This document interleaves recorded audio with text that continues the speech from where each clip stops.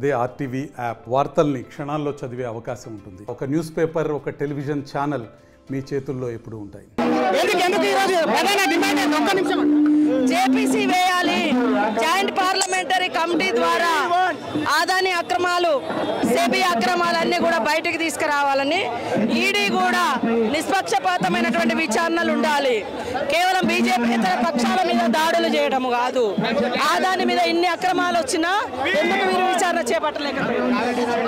అసలు JPC committee వేసి SEBI మీద ఒకవైపు విచారణ జరపాలి. సెబీ చైర్మన్ రాజీనామా కూడా ఒకవైపు గన్ పార్క్ నుంచి కాంగ్రెస్ కార్యాలయాన్ని కూడా చేరుకునే చూసుకోవచ్చు. విజువల్లో మనకు కనిపిస్తుంది. పెద్ద ఎత్తున కాంగ్రెస్ శ్రేణులు కొద్దిసేపటి క్రితమే అసలు అక్కడ నుంచి గన్ పార్క్ నుంచి పెద్ద ఎత్తున ఈడీ కార్యాలయానికి చేరుకున్నారు. పెద్ద ఎత్తున ముందస్తు కాంగ్రెస్ శ్రేణులు కూడా ఇక హాజరయ్యారు. దీనిపైన కూడా ఒకవైపు కూడా సెబీ చైర్మన్ రాజీనామా ప్రధాన డిమాండ్.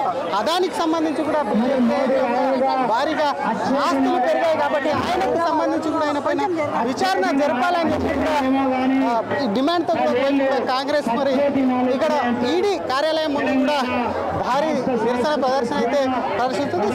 మంత్రి సీతక్క డిమాండ్ చేసేది ఒకటి, సెబీకి సంబంధించి అక్కడ జరిగినటువంటి అవకతవకలకు సంబంధించి జేపీసీ కమిటీ వేయాలి, పూర్తి స్థాయి అదాన్ని ఆస్తుల వెనుక విచారణ జరిపించాలని చెప్పి కూడా డిమాండ్ చేస్తున్నారు. కెమెరామెన్ కోటితో శ్రీధర్, హైదరాబాద్.